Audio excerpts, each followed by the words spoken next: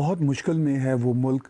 और जो ये एक परसेप्शन बना हुआ है कि अशरफ गनी भाग गए, डर गए, ऑफ कोर्स मुझे तो हमें सब ऐसा लगता है कि उनके पास ऑप्शन भी कोई नहीं थी। वाकई खून खराबा बहुत होता। सिर्फ डॉक्टर अशरफ गनी को कसूरवार नहीं ठहराता, जो वहाँ पे मौजूद हैं, जो अब ट्रांजिशन कमेटी में लोग बैठे हुए हैं, अब्दुल्ला उनके को प्रेसिडेंट थे, हामिद कारज़ई, ये सब के सब एक ही कच्चे चट्टे के लोग हैं फ्रैंकली। लेकिन मैं उनको भी ब्लेम नहीं करता, इसलिए कि जब निज़ाम ही ऐसा अनप्रेडिक्टेबल था तो ऐसे ही हालात होने थे। लेकिन हमें लगता है कि जो अब आम अफगान उठ रहा है, रेजिस्ट करना शुरू कर रहा है, एटलीस्ट आवाज़ उठा रहा है, वो शायद आने वाले दिनों में एक आवाज़ बनेगी और मेरा ख्याल है वो पायदार आवाज़ होगी। इसके बारे में क्या आपकी कमेंट्री होगी? देखिए, मैं आपको ताहिर साहब एक बात बताता हूँ सर। ऐसा है कि अब अफगानों को चाहे एक बुरा वाकया गुजरा उनके साथ, एक सेंस ऑफ बिट्रेयल था, चाहे अशरफ गनी हो चाहे कोई और भी हो, अमेरिकन का जाना। लेकिन अब मुझे लगता है कि अफगानों में धीरे धीरे एक बात की समझ आ रही है कि आपको आजादी कोई और नहीं दिलवा सकता, आपको आजादी खुद ही छीन के लेनी पड़ेगी। ये ऑर्गेनिक होती है सर। हिंदुस्तान में भी सर कितने लोग, हर एक मजहब के लोग मरे कटे सर अंग्रेजों से लड़ते हुए, तब जाके आजादी मिली। सुभाष चंद्र बोस की तो इंडियन नेशनल आर्मी थी, नेताजी की आधी इंडियन नेशनल आर्मी सर खत्म हो गई सर, शहीद हो गए वो लोग आधी। पता नहीं कितने लोग उसमें से खत्म हो गए सर। और कितने हमारे चंद्रशेखर आजाद हैं, हमारे शहीद भगत सिंह हैं, और Ashfaqullah and so many other people who laid down their lives for this country। तो तब जाके हमें आज़ादी मिली सर। 1857 की बात करें, फर्स्ट वॉर ऑफ इंडिपेंडेंस। तो अगर मैं इंडिया का ही एग्जांपल दूं, हमारे कितने लोग थे जिसकी वजह से हमें आज़ादी मिली, और कितने लोग हैं हमारी फौज के, आर्मी नेवी एयरफोर्स के, जो रोज अपनी जानें दे रहे हैं इस देश के लिए, तब जाके आज़ादी बरकरार है सर। क्योंकि एक बार आज़ादी मिलने से कुछ नहीं होता। अफगानिस्तान को भी 100 साल पहले मिल चुकी थी आज़ादी सर। दे हैव उनका कल ही इंडिपेंडेंस डे था अफगानों का। Yesterday only they celebrated their Independence Day। तो ये बड़ा दुख भी होता है कि मैंने पहली बार ऐसा अपनी लाइफ में देखा कि कोई मुल्क गुलामी में अपना इंडिपेंडेंस डे सेलिब्रेट कर रहा है। ये मैंने कभी देखा नहीं अपनी लाइफ में, आपने भी नहीं देखा होगा कि कोई मुल्क जो है अपना गुलामी में इंडिपेंडेंस डे सेलिब्रेट कर रहा है। लेकिन मैं सल्यूट करना चाहता हूँ, मैं सलाम पेश करना चाहता हूँ उन जो लोग हैं, जो आवाम है, बच्चे हैं, जो सड़क पे आए और तालिबान की गोलियों का सामना करते हुए उन्होंने अफगानिस्तान के झंडे लहराए सर। ये बड़ी बात है, ये छोटी बात नहीं है sir. It requires great courage and valour to do that in the face of such adversity। they've been dealt a bad deal in life। ठीक है, उनके लीडर्स ने धोखा दिया, सब लोगों ने धोखा दिया। मुझे अमेरिका जल्दी चला गया, रातों रात अमेरिका गायब हो गया, चाइना ने अपना गेम करा, वो सब करा। लेकिन ये लोग फिर अपने पैरों पे खड़े हो रहे हैं। बहादुर कौम है अफगान कौम, and they will fight sir. मैं उम्मीद से हूँ सर। आपको उम्मीद है, हमें भी उम्मीद है। लेकिन इस वक्त की जो ग्राउंड रियलिटी है, अभी आपने पीछे बात की कि फाइनेंशियली क्राइसिस, अभी सरकार पूरी तरह से बनी भी नहीं तो फाइनेंशियल क्राइसिस सामने है। इसके साथ साथ जो जियो पॉलिटिक्स के इशू हैं वो ये है कि तालिबान बहरहाल इस वक्त वहाँ के करता धरता है।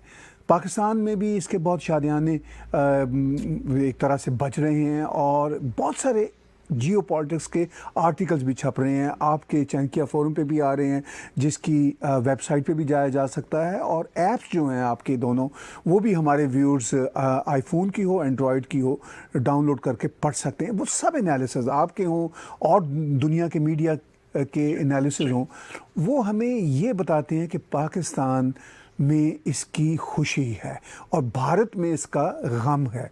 इस पे कैसे आप देखते हैं? देखिए सर, भारत में गम नहीं है, भारत के लिए चैलेंज है। पाकिस्तान में जरूर खुशी, क्योंकि मैं आपको बताता हूँ सर, 2-3 कारण हैं, वजूहात हैं क्यों पाकिस्तान खुश है। पहली चीज तो पाकिस्तान को ये लगता है कि अशरफ गनी उनके खिलाफ था, जो कि हो सकता है सच्ची हो। अशरफ गनी उनके खिलाफ था, जो उनका जो मुखालफत करता था, और वो चला गया, एक ये खुशी है। दूसरी चीज, पाकिस्तान हर समय इंडिया को ब्लेम करता आया है कि भारतीय एजेंसियों ने क्या करा है कि हर समय अफगानिस्तान की जमीन इस्तेमाल करी है पाकिस्तान के ऊपर अटैक करने के लिए, चाहे तहरीक तालिबान पाकिस्तान हो या कोई भी अन्य टेररिस्ट आउटफिट हो। भारत ने ऐसा अफगानिस्तान की जमीन से, ऐसा पाकिस्तान का मानना है सर। और तीसरी सबसे बड़ी बात है कि उनको कहीं ना कहीं ये लगता है कि जो कश्मीर है और तालिबान उनके लिए कश्मीर आजाद कर देगा, ये उनके मन की बातें हैं। ये 2-3 चीजें हैं सर। तो मैं इसको ब्रीफली बता दूं कि सबसे पहली बात तो सर कि अशरफ गनी अगर उनके खिलाफ है तो ठीक है, कोई बात नहीं। इनकी भी डिप्लोमेसी कमजोर है पाकिस्तानियों की, और इन्होंने कभी अफगानिस्तान के लिए काम नहीं करा सर। आप एक नॉर्मल अफगान से पूछिए, जब उनके इंडिपेंडेंस डे के झंडे लगाए गए थे तो आम अफगानों ने पाकिस्तान हाय हाय, पाकिस्तान मुर्दाबाद के भी नारे लगाए थे सर वहां पे। They had those things sir, तो उन्होंने नारे भी लगाए वहां पे। और तो एक हेट्रेड है पाकिस्तान के लिए एक आम अफगानी की नजर में। हम तो चाइना जैसे नहीं है सर। हमने $3 बिलियन का अगर हमने इन्वेस्टमेंट वहां पे करा तो इन्वेस्टमेंट था नहीं, क्योंकि इन्वेस्टमेंट में रिटर्न होती है सर। इन्वेस्टमेंट में आप कहते हैं कि मैंने 3 बिलियन लगाए हैं, मुझे 6 बिलियन चाहिए या 4 बिलियन चाहिए, मुझे कुछ वापस चाहिए। वापस तो हमने कभी मांगा नहीं, कोई एक कागज दिखा दे सबूत के तौर पे। अब तो भाई अगर हमने गवर्नमेंट के साथ कुछ साइन करा होगा, अफगानिस्तान की गवर्नमेंट के साथ, तो वो तो कागज तालिबान के हाथ में है ना। तालिबान इंटरनेट पे डाले उसको, बोले कि साहब इंडिया ने सूद मांगी थी इस पे, इंडिया ने रिटर्न मांगा था, पैसे वापस मांगे थे, प्रॉफिट मांगा था, कुछ बताएं। हमने डैम बनाया, सलमा डैम, हमने कुछ नहीं मांगा। हमने सड़कें बनाई, हमने कुछ नहीं मांगा। और ये सब तालिबान ने भी कहीं ना कहीं इसका जिक्र करा और बोला कि ठीक है, जो इंडिया ने बनाया हम शुक्रगुजार हैं और हम उसको तोड़ेंगे नहीं, और ये सब। तीसरी बात है कि इनको तालिबान कश्मीर दिलवा देगा। तो ये बात तो बिल्कुल मुझे ताहिर साहब, एक्चुअली मैं माफ कीजिएगा, मुझे समझ में नहीं आती।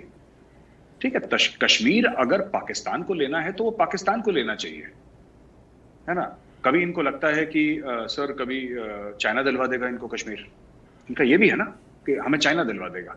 फिर इनको कभी लगता है तुर्की दिला देगा, फिर कभी लगता है मलेशिया दिला देगा, फिर इनको लगता है कि OIC, organisation of Islamic cooperation की जो कंट्रीज हैं वो दिलवा देंगी। फिर इनको अब आजकल इनको लगने लगा है कि तालिबान, उम्मीद इनको सबसे है सर। अगर नहीं किसी से उम्मीद है तो जनरल कमर जावेद बाजवा से उम्मीद नहीं है इनको। अरे आप ही का नारा है ना, आप ही का मोटो है ना, ईमान तकवा जिहाद फी सबीलिल्लाह। ये तो पाकिस्तानी फौज का नारा है। पाकिस्तानी फौज का मकसद जिहाद है, उन्होंने खुद लिख रखा है, उनका वो मोटो है उनका। तो आप ये किस लिए है सर? ये पाकिस्तानी फौज, ये डीएचए के प्लॉट घेरने के लिए है? मुझे आज तक समझ में नहीं आई। आप पाकिस्तानी फौज को बोलिए कि भाई हमने 6-8 लाख की फौज क्यों पाल रखी है? आप कश्मीर क्यों नहीं छुड़ा सकते?